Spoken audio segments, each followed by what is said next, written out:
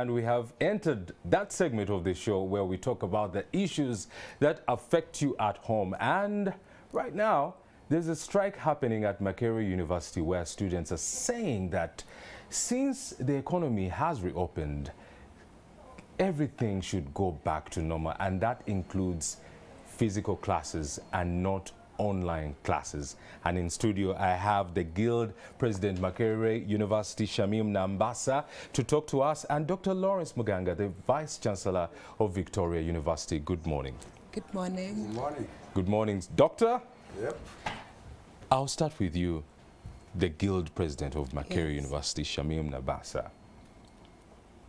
Online education is deemed to be an easier way to access education. Why are you against it? Thank you so much. We're not against online education, but we are saying that as a country or as Makerere University, we believe we are not yet at that level where we can implement this kind of studying.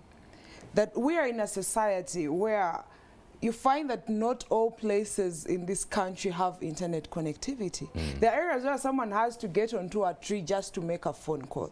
So how is this person going to attend a 2-hour lecture?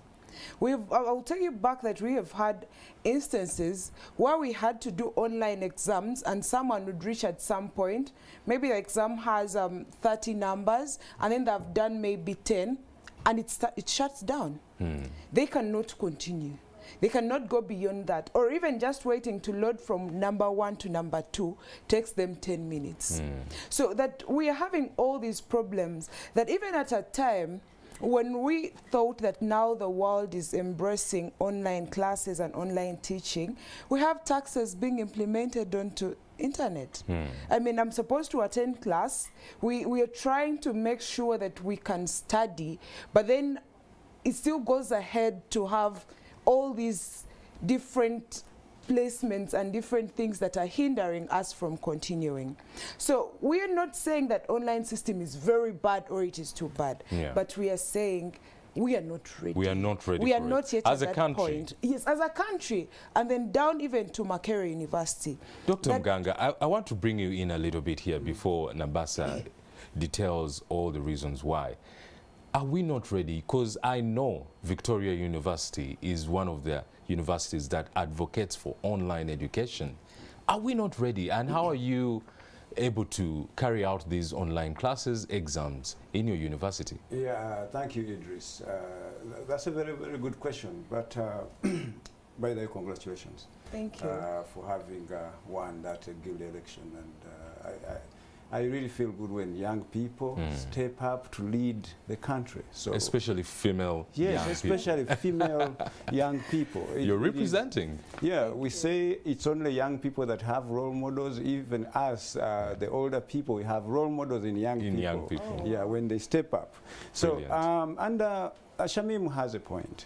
Yes, when you talk about technology, being a little bit lacking, no, not a little bit, seriously lacking, it is lacking. Yeah, but, now let me tell the young people, like their older brother, there is no amount of dissent, there is no amount of prayer, there is no amount of striking, for example, that will run back technology. This is a strong wind, it's a tornado if you wish, it's this unbearable rain that we have to face. Now, the question is, can we channel our energies into advocating for the things she's talking about, Shamim is talking about, that the people in the villages can't have this internet we are talking about. The taxation, can it be removed on education data, for example, but not actually walking back online education. Let me tell you one thing. We, the older ones, we have for so long disappointed young people when it comes to educating them. And we have, with the way we educate them, we are still educating them as though they are in the 1960s, 1980s. When you get an opportunity to step in the future, which is even now, take it. the way it is. Let me give you an example. If anyone is advocating for going back to the normal traditional classroom, let me tell you the bad news. The bad news is, if any university, any teacher is asking you to sit before a desk and they're bringing you an answer sheet, a question paper, and a pen, and they're asking you to write your answers. You finish the script, they bring you another one. You do one exam, a second exam, a third, a fourth, and fifth for all your program. Just know that you are trading, like you're just moving in doom. Why? When you leave the university, the world of work, the real world, expects you to know how to furnish people with a report, a digitally written report, not a handwritten report. But the institutions are teaching our children to handwrite in an era where digital literacies are very, very important. We cannot walk back technology. Online learning at Victoria University, we have embraced it. Gone are the days when a student will sit behind a desk and you're doing an exam with your handwriting. Which is Supervisor Segawa? You see it in this ways. But now Shamim should talk to her constituency, to rechannel the energy, to demand for what can improve the what? The system that is available right now. Not to limit the little they have. Shamim. Yes, please. Doctor is saying embrace technology. It is the future. Why do you want to go back into the old age? I want to believe that the first thing I said is that we are not fighting online system. Doctor, if you can agree. Yeah. Very well. That we are saying, you see, when you bring something new, you try it out, go back, evaluate how it has worked, and then see and attend to those challenges, then get back to the people. So we've raised all these issues. I'm not raising them here for the first time. I want us to understand that we've raised these issues over and over again. But then it becomes very bad when the person you're complaining to does not even want to listen, and all they can say, this is the new era in which we are. Move on with it. No.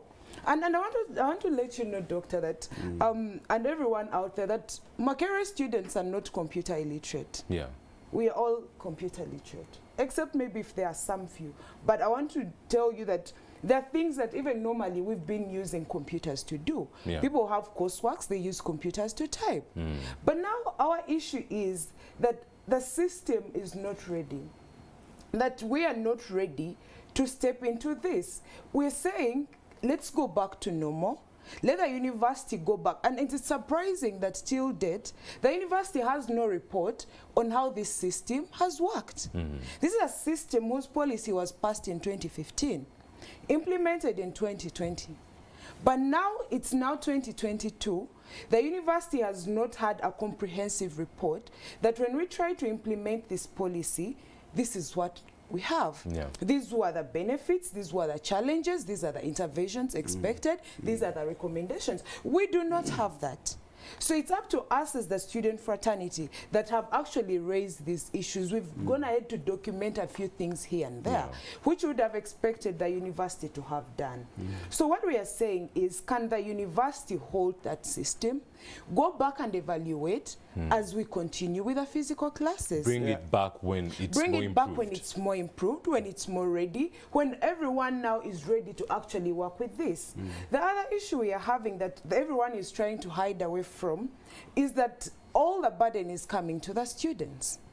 That in universities abroad where we have online and physical students, the online students pay less as compared to the what? The physically present students. But then you find... what gap? By what gap is that? I can't really be sure of that, but then I want to bring it into a bigger picture. That as a university, we pay tuition and functional fees.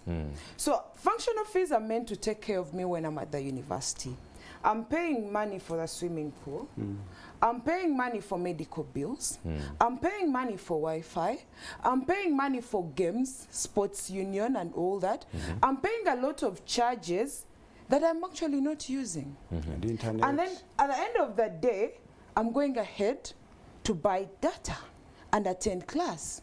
And I'm still paying the same amount of tuition. So we feel that the university has not bothered to see that at least there is some cost sharing. That while we try to make this work, why does all the burden have to come to the students? So data is the biggest problem. First of all, now, no, there are so many problems. One, it's that the data is expensive. Then we have, now, while, Doctor, you say the world is moving, your professors are very old. Hey, they are not moving. Of where? Of Makerere University all of them, as long as someone is a University? professor, they are old. So they cannot, most of them are very negative about this whole online thing. That we, the ones they are teaching, are more conversant with the system than they are.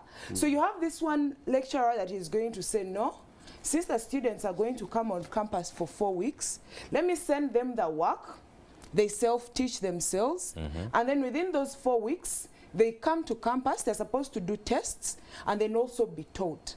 So our lecturers are waiting for the 4 weeks when you report to campus, so that they can compile all the work that was supposed to teach in 17 weeks onto a student. Yes. That the university has not done enough to see that their lecturers actually embrace the system. So it's Doctor, us that are suffering. Can I finish? Okay, cool. Yeah, finish. We have lecturers. If you look at the student ratio, maybe if I put it maybe at every one lecturer minimum class maybe has 100 students, the normal. These students normally, what we pick from class is about 20 or 10%. So these students, at the end of the day, have these small groups they call discussion groups, that they sit down and discuss together, yes? So they can pick more that they weren't picking within class. I agree. So now, how has the university tried to see that these discussions can continue? I want Doctor to bring that to me. That you have someone in Karamoja, you have someone in Kabale, you have another one in Chitugum, you have another one in Barara, but they have the same discussion group. So meaning they are going to discuss on Zoom, maybe, which of course comes with the cost implications. Data. And these discussions take 5 hours. We also have the fact that these students need to consult their lecturers. Lecturers don't pick phone calls. Or even if they were to pick, all the 100 students are going to be calling them at the same time. So we are lacking that interpersonal relationship between the lecturer and the students. So we still insist that we are not ready to go on with this system until all these challenges that come along with the online teaching are actually addressed. Yes, that's what we can say as the student. Doctor, how do you manage the issue of data at Victoria University? Very good. Again, thank you, Idris. And she's very, very articulate. You know, she's a guild president. She is, and there's no doubt actually she became one. She walks that, she talks that. So, and she's very, very right. There is no better person to express the frustration, the experience than a user. Now, I don't know their system, but whatever that system is very frustrating. And I agree with her. Like, if you don't prepare your lecturers, if you don't train them, right, to become the first users of that learning management system, then you have betrayed the students themselves, because even the students need serious training to understand how this system works. That's what we have basically done at Victoria University. You can't just roll out something where the users do not understand what is happening. And then we have an issue of mindset by my colleagues, who she calls the professors, the older professors. Who are rigid. Who are very, very rigid. They want to teach the way they were taught, the way their fathers were taught, or mothers, but that is not where we are right now. Like she ably said, these people are ever on their phone, and if this lecturer or this professor sees them on a phone, that's a crime in itself, instead of using this as a learning gadget itself, right? So, but you asked me how we handle that at Victoria University. So we had to understand that, okay, everyone is not doing great. The teachers, the students, everyone. The lockdown was really, really a thing for everyone, right? So now, and it's not time to make money or profit. So we had to invest in data. And we said, can we provide education data for our students and teachers, right? Such that at least when you demand online learning, then you have to say that, okay, we have tried to avail you with this. Can you go ahead and obtain a gadget, right? If you have a gadget, you have data, education data. Then can we train you how to use even this learning management? Can we train our lecturers how to teach online? Can we make sure that our learning management system, vClass, is tested? And besides that, vClass 1, we have vClass 2. In case we experience any bug, can we switch immediately to another one that supports what? This very learning. And now, everything works out perfectly. Students are going on with their education. They have not lost time. They have education data. National Council comes in and rates all learning management system, and it rates our system very, very highly, 80% plus. Yeah. And, but again, it goes back to the country, the parents. Sometimes I don't even say, oh, government should do this. The government, Shamim, Your Excellency Shamim, that we are talking about are your fathers, mothers, uncles, aunties, nieces. They are the ones working there. Why are we calling upon government? Let's call upon our people that technology needs to be embraced. Students' data, education data needs to be subsidized. Talk to telcos, telecommunication companies, bring them on board. They need human capital, productive human capital. Can only be educated if they are tech savvy. We are now talking about online learning. Yeah. My friend, we are going to be hit by something called metaverse. Virtual everything. People are buying land on the virtual land, and it is going for $1.2 million. Oh, wow. You know, so now that jobs are disappearing on a supersonic speed, if you don't have digital literacies today, and if your child is undertaking a program but they're not blending in any technology at all levels, you just know that the inheritance you're giving your child is not going to work in the next 10 years. Doctor, in your statement, it's clear that we are heading into a dominantly technological world. Right.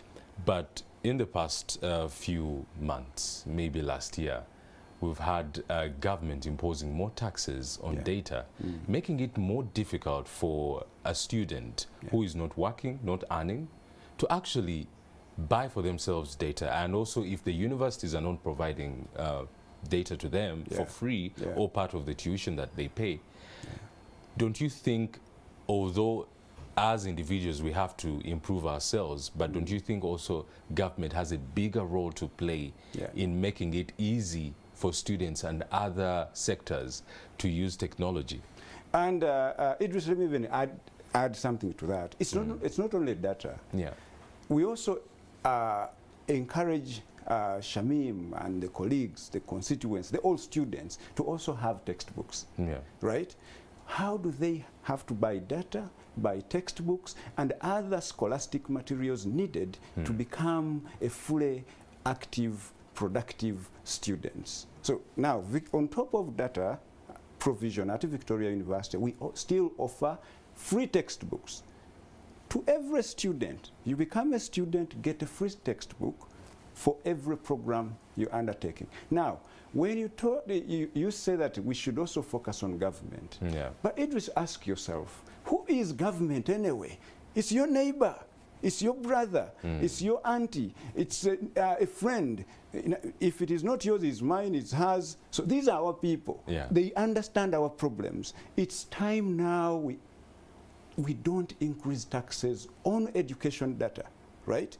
We should, every country that has ever developed has really prioritized internet, data provision, technology to be accessible by the majority, if not all, the masses in a country. Why? Because the digital economy is not something we can avoid. So I still have hope that the authorities, our brothers and sisters, uncles, the policymakers, you know, not just government. That word is just amorphous enough, an umbrella for so many, that they are listening and they are going to do something. Without using the word government, policymakers. Correct. Yeah? And I'll come to you, Guild President.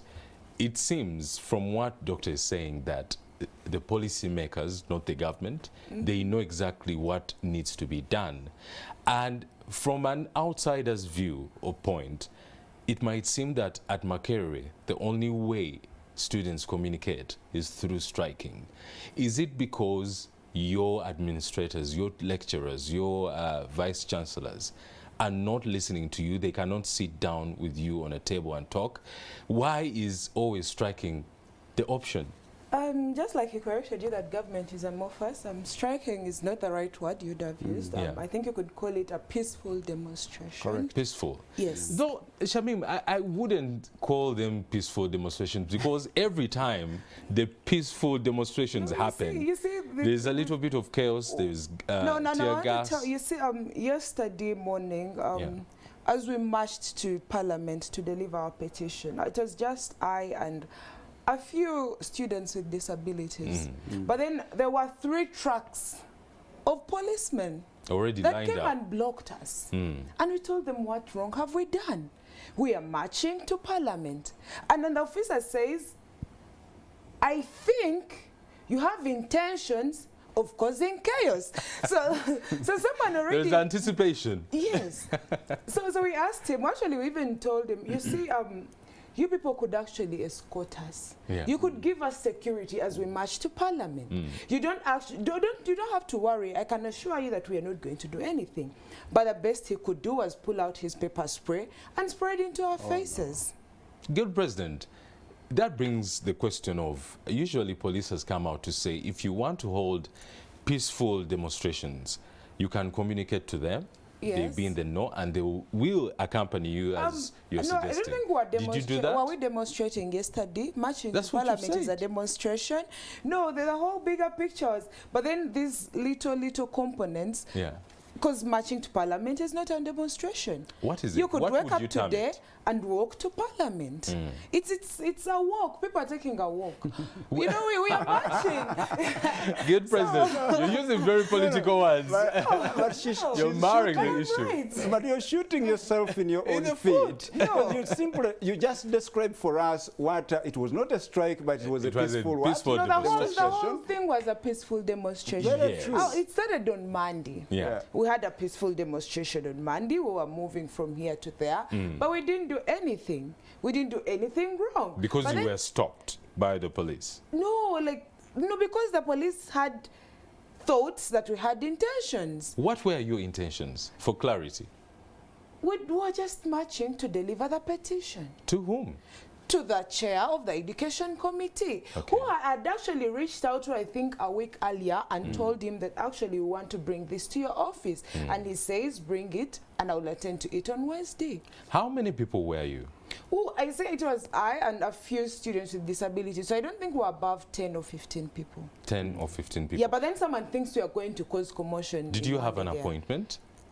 With the gentleman that you were delivering the I told you, I gave him a call earlier in the week and he said you could deliver it. So on Wednesday, I'll be in office and attend to it. So you had an appointment? Yes, we just had to go and deliver the letter or the petition. Let me ask, and again, I'm just trying to get clarity on these issues and a better way forward. As you are marching to deliver the petition peacefully. Yes. You're stopped by police. Yes. And you say you have an appointment. You've communicated. Yes. What is the best way to go to that office and deliver the petition? Was it necessary to march? Yeah.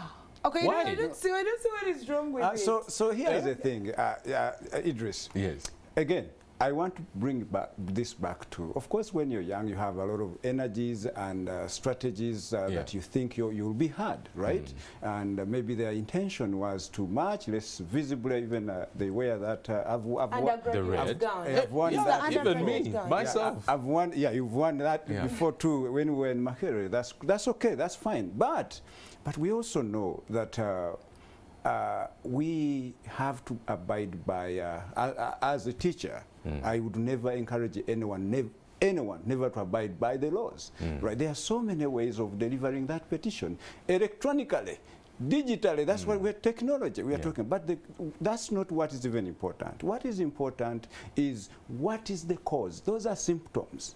She raised very, very important issues that need to be addressed, they need to be addressed. They have a system that is not working. Developing a learning management system is not rocket science. We are a small institution, but with a bigger vision. We have developed a learning management system that is the best in the country today. And used meager resources, right? Where you can study seamlessly. It knows how to even save the data you're using, not exorbitantly. So there are institutions huge that can actually afford to give a great experience to our students. These are not Makerere students alone. They are country people, human capital of this country. We need to develop them such that they become productive to themselves, productive to their families, the community, and the country. And if we ill prepare them, honestly, we have actually disadvantaged our economy of now and of the future. And if we don't empower them to gather as much digital literacies as possible, then we have failed them. And for so many years, we have failed them as the educators, trying to teach them the way we were taught. But if you look at, I usually give this example to so many people, that if you had the powers of going to 1960 or 1900 and you can resurrect people who died, and you resurrect for me 4 people, a physician, a doctor, a lawyer, an engineer, and a teacher, right? If those people resurrected and came back today, in this day and age, a doctor, an engineer, now I said 2, 4, a doctor, engineer, a lawyer, and a teacher. Now save the lawyer and a teacher. But a doctor and an engineer would be so frustrated with the country they see today, and they would have 2 options, either to go back to their grave or go back to school. Now, the teacher and the lawyer, they would thrive because nothing has changed. We are still teaching the Shamim the same way. I don't disregard that we have the issues, as very, very clearly the Guild President stated them. Yes, articulatively. What I'm trying to get to the bottom of is, what is the best way to address these issues and get results? Yes, that's a good point. And so many times, the policy makers have come out to say that Makerere students, the only solution or the only way forward they think of is to strike. And although you don't want me to use the word striking, but it is a strike. True. It's not a peaceful demonstration. Let's not, you know, mar words it is a strike, for the sake of, you know, sounding very politically right. But Idris, Shamim, just a second, Shamim. Let me tell you one thing. Again, that's why I say, just climbing from your point, I know, Shamim, that the Minister of Education of this country listens. She's a parent, she's a mother, she, especially when it comes to the girl child, she listens intently, intentionally. If you, the Guild President, sought an appointment to see the Minister of Education, and you got that appointment, you take that petition, express the frustration your constituency is going through, I am sure she would act. Shamim, you seem to disagree with that sentiment. Why? See, the problem with the people we are dealing with is that you only see us now after when our emotions are high. That I want to tell you that we started embarking on this, I think, like a month back. I wrote to Senate, I wrote to the Vice Chancellor. I had to take the issue to Senate. We had meetings with the Vice Chancellor. And you see, he tells us, now as you bring this whole embrace technology and what, for him he says, it's about the vaccination, it's about SOPs. So we tell him that if it's about SOPs, then we as Makerere students are being disrespected, because you cannot say that people going to bars can observe SOPs. And then students... And then we, intellectuals of Makerere University, cannot observe SOPs. I came with my mask here. Right. So someone who is drunk can actually observe SOPs more than the person who is in class. Not possible, right. Then we go now down into when he says, I want to be sure that we've had enough students that are vaccinated and all that. Because you see, for us, our point was, why are you keeping the university closed? Give us the reasons. Let's get back to you and see where we can come in and address those issues. So when you talk about SOPs, that's off. That is just pretense. People in Chikubo are working. The whole economy is open. So let's cut the chase with the whole SOPs thing. Then we now come into the vaccination issue. That this country opened with 30% vaccination rate. Am I wrong or right? Or even less. Or even less. Yeah. The statistics from University Hospital indicate that 7,000 students were vaccinated. So that is about 20%. Yeah.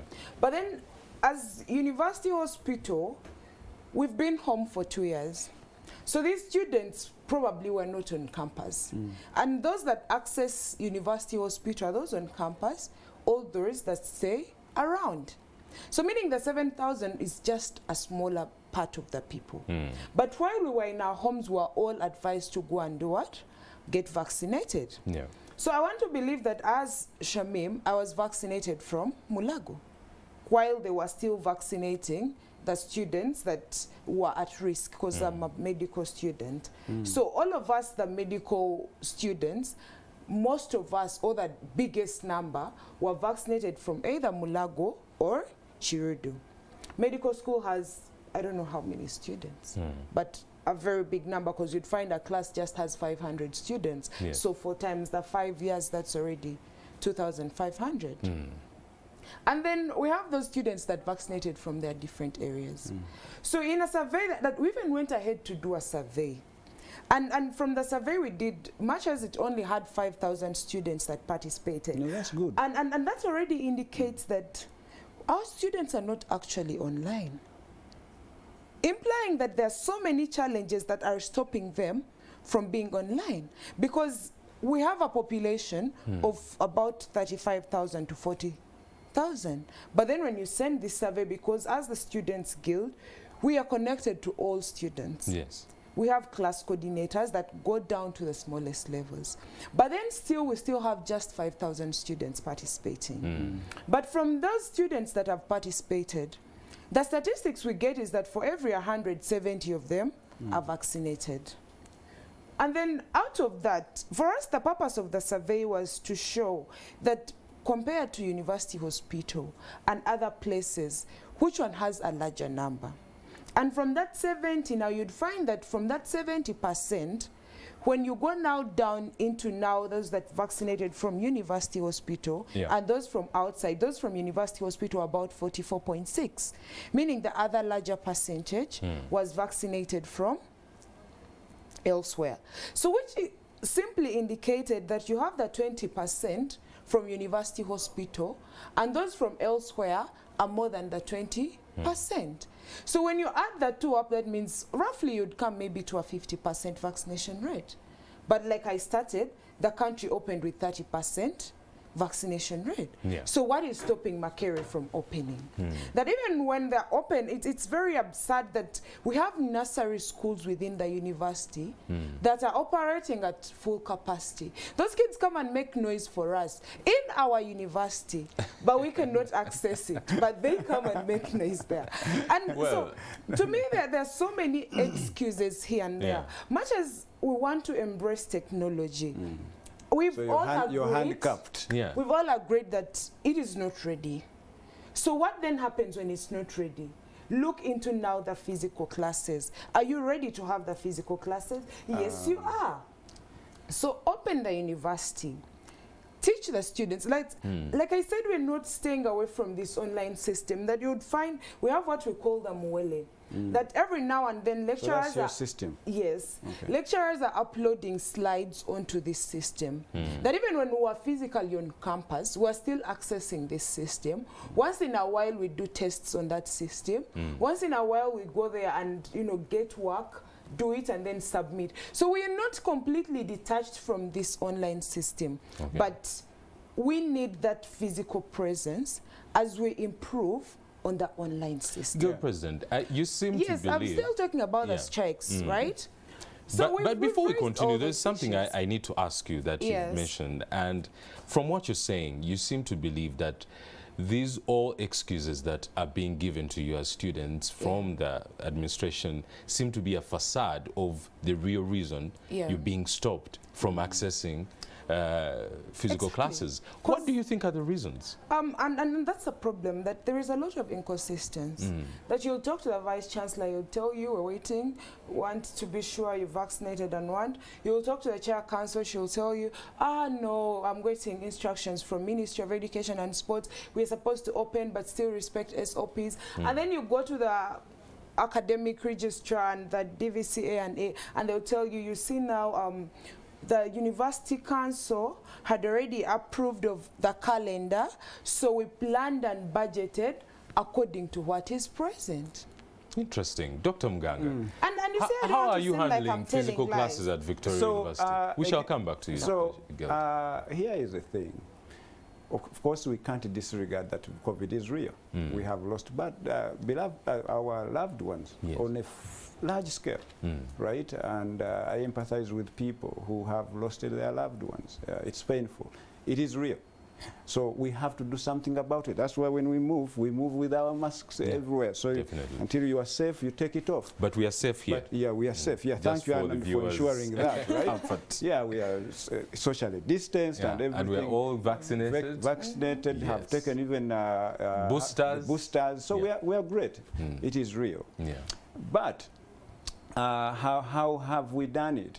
Again, when you're implementing online learning, it does not necessarily mean that you have to detach people from what Shamim raised, interpersonal relation, kind of like communication. They still need to come together. That's why you just have to learn how to blend the two. So in our situation, we have made sure, because there are students who would, like Shamim and colleagues, she's a medical student. Probably for hers is more experiential than more theoretical. But there are those who are immersed in theory all the time, 3 years or 4. But there are some students who prefer to come and study physically. There are some students who prefer to stay online. There are some students who want a blend of the two. Right? Now, we have accorded them that opportunity. But one important thing that I want to remind everyone, and the people maybe that I am fortunate to be talking to out there, that we have emphasized at Victoria University. We are saying, look, the world no longer doesn't need what you know. Yeah. Right? As employers, ask them. They don't need what you know. They simply need what you can do with what you know. So that means the way to go in every program you're taking has to give you some aspect of experiential learning. It has to give you something or some aspect of work integrated learning. And now that brings me back to the importance of technology. Shamim, there is nothing, you were right, there is nothing anyone who is standing in front of you as a teacher will teach you that Google cannot give you even better. I am telling you as a professor, there is nothing. Everything, and they all go here and create whatever they can create. And then they come and stand in front of you. But that's where now online learning comes in. That what is the profile of a student today? We have a student who is a single mom, has a child to take care of, and maybe has to even do some work to get something to feed that child. There is another student who is at work full-time and can only get 2 hours, and those 2 hours are after 5 and cannot move in Kampala traffic to come to school. They still need to stay where they are and study. And there is also another student who is a young person, finished senior 6, and they want to experience, they're so energetic, they want to experience other students and talk. So online learning is the best opportunity. But if you blend it to the interest of people, where you can afford to still get work experience, you know how to do things, such that by the time you leave the university, you have at least 2 to 3 years of experience. But right now, look at the mess we are in. You graduate almost 120,000 students a year. Yeah. And then you have only 20,000 jobs. The truth is, you can ask government all you want, but there are no jobs there, because we are producing or creating people that cannot create them. But they can only seek them. So how do we bring education, do the things Shamim is talking about?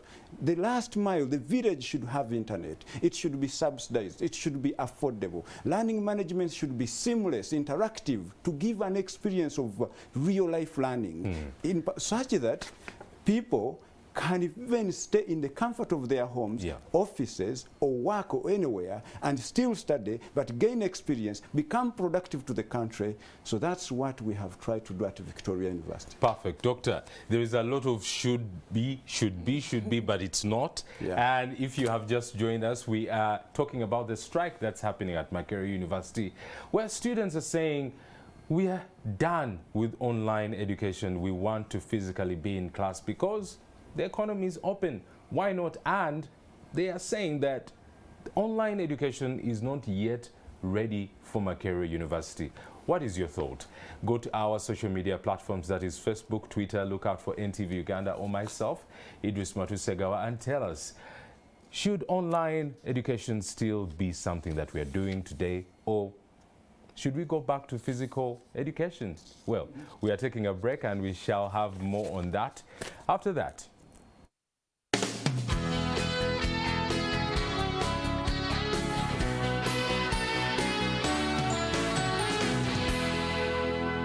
Watching Morning at NTV. Don't fail our moment with Uganda Communications Commission. No telecom provider will ever call you and ask for your personal details like your PIN or password. Never share your PIN, password, or OTP. Don't fail our moment, brought to you by Uganda Communications Commission.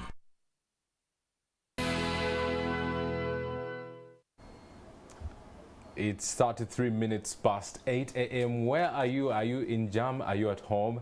Please keep up with us, our discussion on our social media platforms, that is Facebook and Twitter. Look out for NTV Uganda or myself, Idris Matusegawa, and share your opinions on the strike that is happening at Makerere University, where students are saying, we've had enough of online education. We want to get back to class.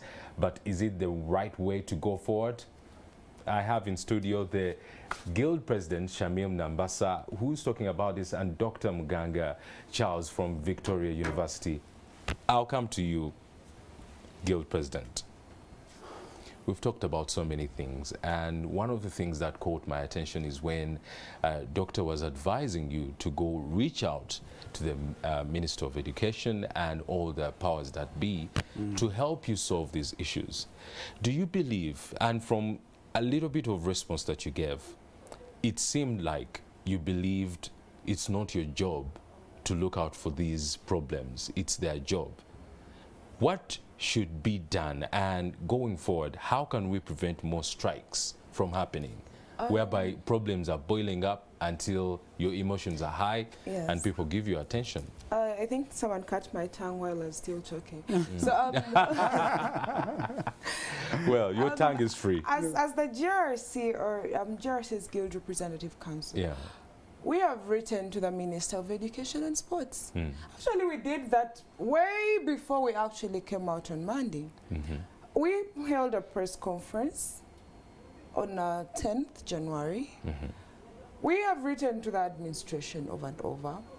we have addressed the issue to Parliament. So, I mean, we are crying and our cries are lying onto deaf ears. There's some things I may not want to, okay, but I'll be very open because you see I'm a person who speaks the truth. Yeah. So, transparency is very important. Yes, we have written to Minister of Education. So I give someone a call to follow up, like how far with our letter. And someone says, actually the minister is out of office for 2 weeks. I'm like, 2 weeks? Yeah, it's possible. It's possible. It is very possible. But, and I want there to are so believe, many engagements that these people have. When, as I sit here right now, Makerere University has a guild president. My vice president is the guild president. So there are offices that can never be empty at any one point in time. You cannot tell me that you're not addressing this issue because the minister is out of office. So you mean she's the only one in that whole ministry? Okay. Can someone take How about your and vice chancellors? How about you look at it this way, Shamim? That yes, you're right. You are away, like I'm away, but the university is going on, right? But maybe this is an issue, and we're not undercutting your issue. It's very, very crucial. It needs to be fixed. And valid. Yeah, and not even only for you. There are so many other universities that are going through that, and other students. So, but we look at it, how about we look at it this way? The minister can be away. That's right, but maybe the issue needs some consultative effort. That with all the stakeholders involved, you're looking for that data, and the ministry doesn't provide data. It needs to talk to the telcos around this country and bring them on the same table. Needs to talk to your vice chancellor to understand what is going on. Needs to talk to your council. Needs to talk to different stakeholders. It's not a 1 day, 2 weeks activity, right? Maybe you haven't heard from the minister. The letter has not been maybe answered, but maybe it is coming. But there are so many avenues we solve problems. Okay, I want to believe, I don't want us to lower this debate to data. No. It's a much bigger issue. It's bigger, yes. That was just an example. Okay, thank you. I wanted us to be clear on that. There's some issues that are emergencies. You see, even in a hospital setting, we have an emergency room. True. So this is an urgent issue that even up to date, you cannot tell us that we delivered the letter to your office, you are away for 2 weeks, we've gone up to the extent of now coming up in arms, you're putting on our red gowns, and you still don't find it important. Which was yesterday. No, we started on Monday, right? But then we had the press conference on Sunday. On 10th January. So, I mean, these are issues. When did you write these letters that you talked about? Before 10th January.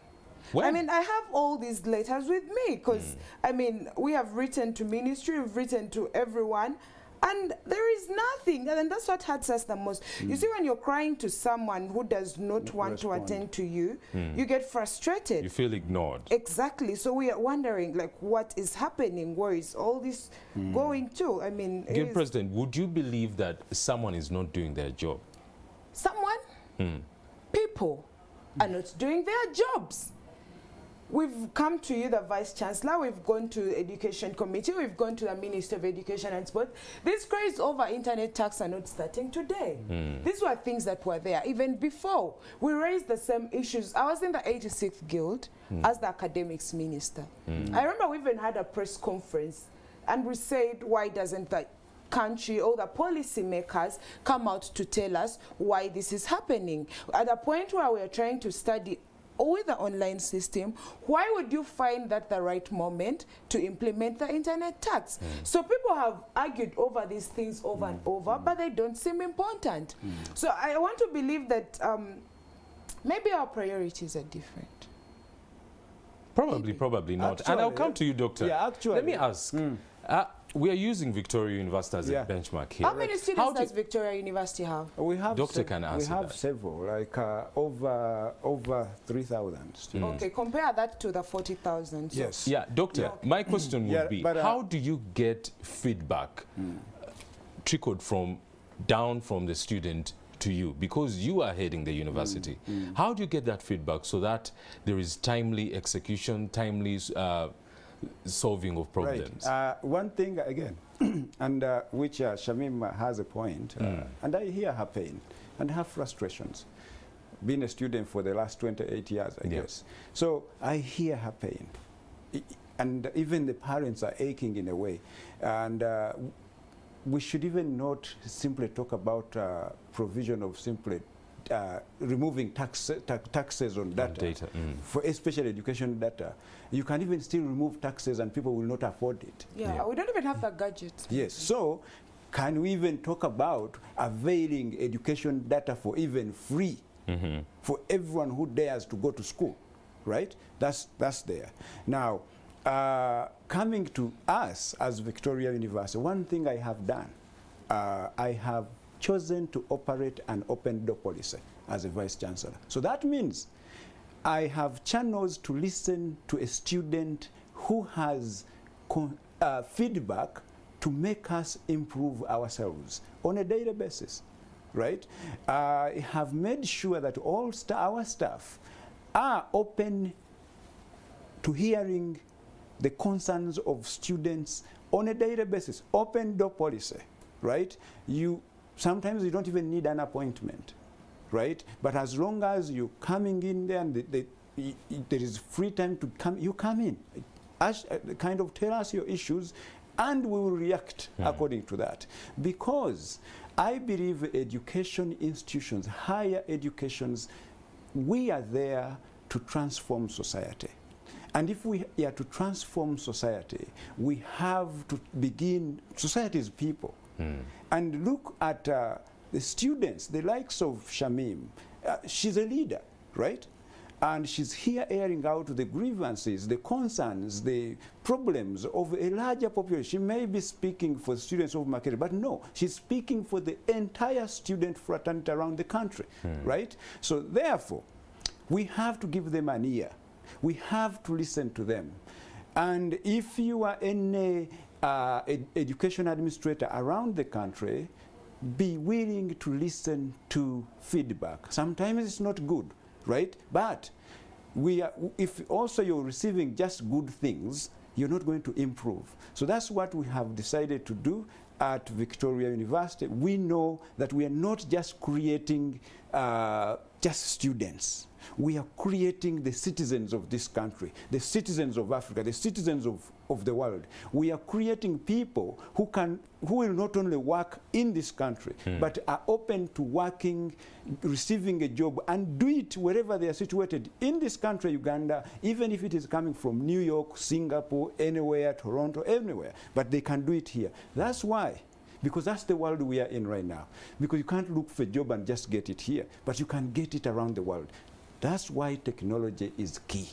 And we are saying every student, it is high time to embrace technology. Now, for the concerns of Shamim, which are very, very valid, but I also want to request her, much as she's also advocating for these issues that are very, very important, even as we would benefit from having free universal data for education. That's right, we need that. But if let me use this metaphor, not to disrespect maybe people with disabilities, for example, or anyone who has an injury, that if you have your child and is struggling to walk, you just don't buy them a wheelchair, right? You just handhold them and keep training them how to do what? To walk. So if you have an opportunity right now, which has been denied to you for the last how many years, of studying online, having online education, in its terrible shape the way it is, it's time to work together, all of us within the education sectors, the stakeholders, students, teachers, administrators, policymakers, everyone, to make sure we beautify, we make online learning work for people, because that is the now, that is the future. And for us, like you said, you're using us as a model, that we have understood that to be technologically driven, to be technologically enabled. We have a system. It doesn't matter how many students you have now. We tested it like 3 months ago to opening it up to 1 million students to see if it would even crash or break down. It didn't break. It could still accommodate as many people as possible. So it is possible. 40,000, 1 million, next doable. It's not a system. It's doable. If you have just joined us, we are discussing the strike by Makerere University students who are saying online education is not working for them. And I've told you, if you want to be part of the conversation, go to our social media platforms. That is Facebook and Twitter. Look out for NTV Uganda or myself, Idris Matusegawa. And right about now, I'm just going to read a few comments that are coming on through Twitter. Someone says, Shamim, the university has to first put enough resources in online teaching before making it compulsory. True. Websites have to be stable. Lecturer and student data may have to be subsidized, etc. Students who cannot afford to study online for whatever reason, the university must accommodate them. That is Professor Jamil Mujuzi. And Awan Chintu Moses Akiki says, Shamim Nambasa, the lady student leader, is too sunk in a strike than reality to solving the problem. I find her to be more in advancing noob popularity in the students than focusing on serving the students' fraternity as per their school expectations. Another lady called Nahuera Fortunate says, I'm in support of that lady. I think that's you. And the whole Makerere, I did end of course exams online from a certain university here in Mbarara, but to tell you the truth, is that people are now telling us to submit hard copies after failing to access our online exam scripts. What a mess. Yeah. That's what she says, not me. Then KM Brighton says, if they say this is about SOPs, what explanation would they give for secondary school and primary schools that have classes of over 200 heads? And Kayonde John says, I just do not understand why Professor Namangwe insists on online things. Truth be told, we are not studying. These are some of the comments that are coming from our online platforms. And someone has just accused you of promoting no propaganda and seeking popularity. I think from the time we started this whole thing, I've tried to keep away that party jazz. I'm NUPS. But I don't think this is about popularism. This is about what is affecting students. I don't think, in my discussion, I've tried so hard not to mention people's names. Yes. Because I only talked about someone because they are minister, not because they're someone's wife. So the problem is that people want to shy away from the truth. If NUP can come out and speak the truth, then there is nothing wrong with that. And that's the problem we are having. That every time we come out to speak about all these injustices and everything that happens, we are seen to be doing politics. So even if it were the truth, that maybe I'm pushing NUP, but I mean, we are fighting for the right cause. But at the end of the day, it's not about parties. When I came through as no PS, but I lead all students. I lead Makerere as a whole. Are you saying this particular individual and so many other skeptics are missing the point you're trying to make? Yes, and that's the problem, that actually now that's what the people we live with try to insinuate. That the first time we came out to express that we're actually going to express ourselves, the Vice Chancellor rushed, I think it was even a Saturday, and wrote down the external factors that are coming into all this, but we are going to stop you and all that. But there are no external factors. This is something, if someone could remember my slogan, it was very clear. I said, illiteracy cannot cure COVID, which in the simplest terms meant that we were being kept illiterate while we were being kept at our homes, and you know, the education sector had been taken off. It was no longer priority. It was not going to take away COVID. So someone cannot come now and say that I'm pushing NUP agenda. Well, let's leave alone that agenda. And Guild President, I would like to ask you. Yes. It seems quite clear that we are not going to run away from online education. It's been in existence for the last probably 10 years, but hasn't been as popular as physical classes. What is the way forward without saying, this system has to be put aside, we have to get back to class? Can we find a solution whereby both physical classes can run in tandem with online classes? Yes, and like I already told you, we have a system where they upload slides, they upload work, you go do the tests and what. So what we are saying is, we are not chasing away the online system. Yeah. We've not said get it and dump it in the bin. We've You want it to be said rested. go and address Review these it. issues, review, come up with solutions, recommendations, and then we see how we work with this system. That even before they actually implemented it fully, we already had this Muwele system, Makerere University e-learning something environment, that we're already using this system and already raising all these challenges. That it's a system that crashes down when it has a lot of people that are using it. It's and I'm very happy that Doctor says they have a system that can handle all this. So where is the problem? Who is not doing what they are supposed to do? As the administration is carrying out this review, what are some of the things you'd want as an outcome? Some of the things we'd want is, can the university revise the fees structures? Because yes, we're having functional fees, and no, even if they don't go into that tuition, functional fees is enough. Can they revise the fee structures? Can they see that students can easily access gadgets? You see, we've been promised laptops, I think, ever since 2019. But we've never seen any laptops come. Every time now and then, oh yeah, we are now signing the memorandum of understanding, but they are not there. Like a laptops for free? No, even if at a subsidized price, it's okay. Cool. We understand what was the promise?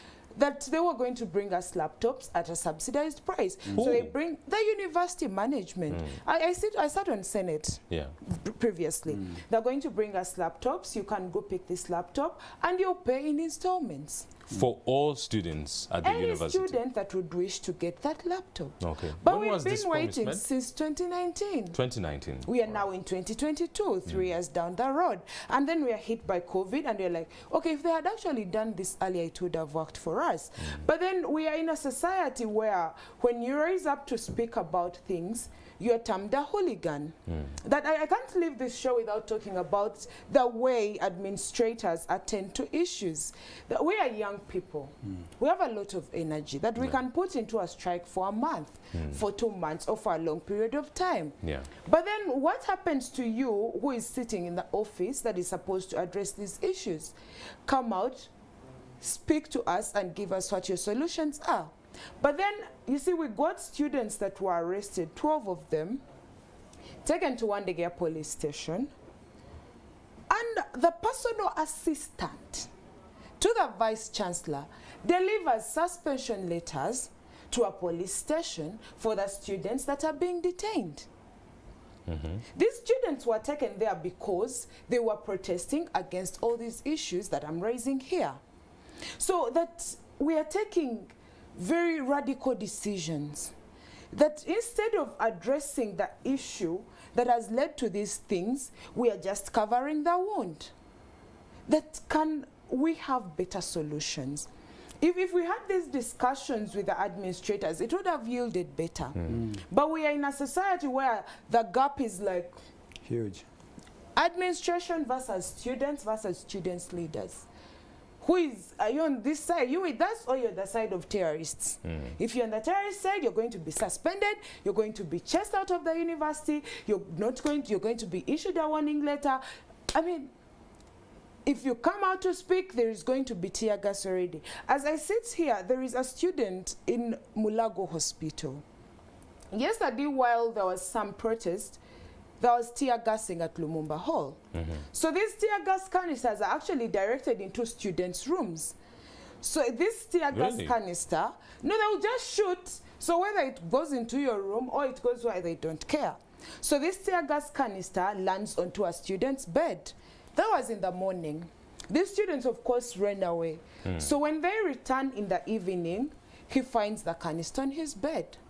So in an attempt to pick it and throw it out, it exploded. So as I speak, we have a medical student that has, he's a medical student joining third year when they start clinicals. He has lost, I think he only has these 2 fingers left. These 3 are off. And this one is already, it's just swinging. And all this would have been solved if we had been called to sit down and contemplate on these issues. Did you call for a sit down? I've told you we've engaged over and over. that now it was time when management had to come out and state clearly that let's sit down and solve these issues. When students, you see, when your daughter or your son does something bad, you don't just come out and hit them. Or am I wrong? You're very right. Because we are being nurtured. That this is a university where we feel we are free to do what we can. Doctor, I want to bring you in on this issue. The Guild president has just told us a story that is really, really devastating of a medical student who has lost his or hers, his fingers simply because a canister went into his room.